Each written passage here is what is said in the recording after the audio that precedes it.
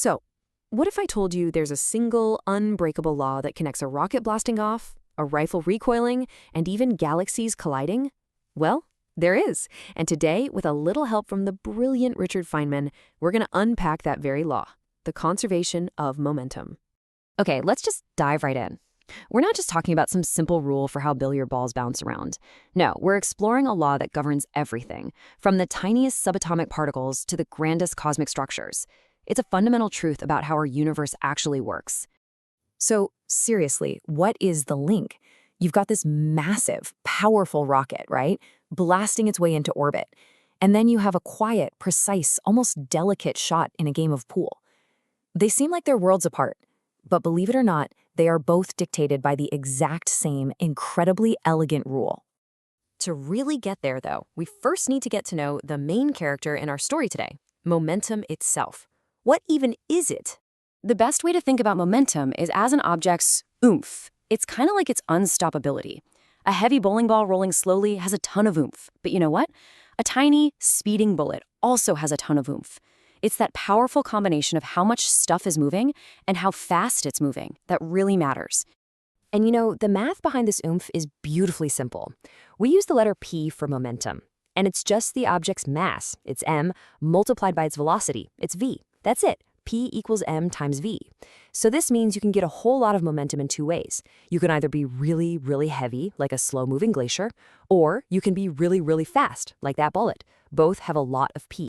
Okay, so to really get this, we just need 4 key ingredients in our toolkit. First step, you've got mass. Think of it as an object's stubbornness to being moved. Then you have velocity. That's not just speed, but speed in a specific direction. Third is force, any push or a pull that can change that momentum. And finally, the absolute star of our show, conservation. And all that means is that if you have a closed system, a group of objects you just leave alone, their total momentum can't just vanish or appear out of thin air. It has to stay the same. So let's explore our first way of understanding this law, a path that was paved by none other than Isaac Newton, more than 300 years ago. It all kicks off with his famous third law. Now, what this really means is that forces are never lonely. They always show up in pairs. If I push on a wall, that wall is pushing back on me with the exact same amount of force. It's like a perfect cosmic balancing act. All right, so let's walk through Newton's logic, step by step. First, we start with his rule. All forces come in these equal and opposite pairs. Check. Step 2. Now, think about what a force actually does. The entire job of a force is to change an object's momentum over time. A bigger force means a faster change. So, step 3. If the forces are equal and opposite, then the changes in momentum they cause must also be equal and opposite. If one billiard ball gains, say, 10 units of momentum to the right, the other one must lose 10 units or gain 10 units to the left. And that leads us to the final step. The changes perfectly cancel each other out. And boom, there's the result. The total momentum of the system never changes. It is conserved. So Newton's logic is perfect. It's airtight, it works, and it gets us the right answer.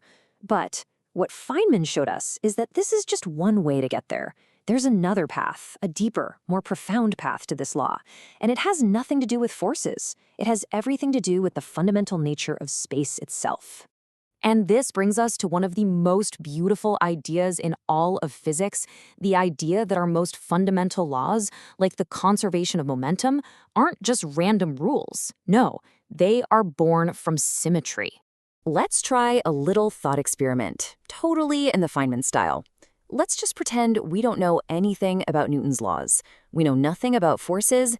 Could we still figure this out just by thinking logically about how the world should work? Just picture this. You have a bomb, just floating, completely stationary in the total vacuum of space. Its total momentum is 0, right? Because nothing's moving. Then it explodes into 2 identical pieces. What happens next? Well, think about it. Space doesn't have a preferred direction. There's no up or down or left or right out there. The laws of physics have to be the same no matter which way you're looking. So for the universe to be totally impartial, the explosion has to be perfectly symmetrical. The only way for that to happen is for the 2 pieces to fly apart with equal speeds in perfectly opposite directions. Their individual momentums cancel each other out, and the total momentum stays at 0, just like it was before. The law isn't about forces. It's a rule about fairness. It's a consequence of the fact that space itself is symmetrical. Okay, so now that we have this beautifully simple rule, let's put it to work. Let's see how it lets us analyze and even predict what happens in some pretty complex situations in the real world. Okay, so here's the key thing to understand about collisions. Sometimes kinetic energy, the energy of motion, can get lost. It gets turned into heat or sound, like when two blobs of putty smash together and stick. That's an inelastic collision. But here is the magic part. In every single collision, whether it's perfectly bouncy or super messy, the total momentum you start with is always equal to the total momentum you end with. And that's what makes this law the physicist's absolute most trusted tool. This is exactly why a rocket works in the total vacuum of space. It's a common misconception that it's pushing against something. It's not. It is simply throwing mass, in this case, super hot gas, out its back end at a very high velocity. And to conserve the total momentum of the whole system, the rocket has to gain an equal and opposite amount of momentum, which is what pushes it forward. It's that simple. We've seen how powerful this law is, but its true importance lies in just how fundamental it is, even more fundamental than the very laws of Newton that helped us find it in the first place. See, as objects get closer and closer to the speed of light, things get, well, they get weird. Time actually slows down, lengths contract, and Newton's beautifully simple laws start to break down. But guess what doesn't break? The conservation of momentum. It is so essential that it holds true even in the mind-bending world of Einstein's relativity. And this is what's so absolutely incredible. This conservation law was considered so fundamental, so non-negotiable, that when it looked like it was breaking at high speeds, physicists didn't throw out the law. No way. They actually changed the definition of momentum itself to save it. They added this thing called a relativistic factor to the equation. And all it really does is say that as you get closer to the speed of light, your momentum increases way, way faster than Newton thought. This new formula makes sure that momentum is conserved no matter what, even in the extreme world of relativity. Which brings us full circle right back to that deep and beautiful connection. The reason momentum is always conserved is because of a fundamental symmetry of our universe. The laws of physics are the same here on Earth as they are in the Andromeda galaxy. Space is uniform.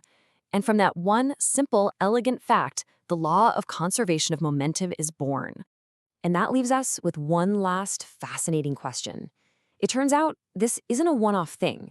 The conservation of energy, that exists because the laws of physics are the same today as they were yesterday. The conservation of angular momentum, that comes from the fact that space looks the same no matter which way you turn. So it makes you wonder, what other symmetries might be out there, and what other profound, undiscovered laws are they hiding?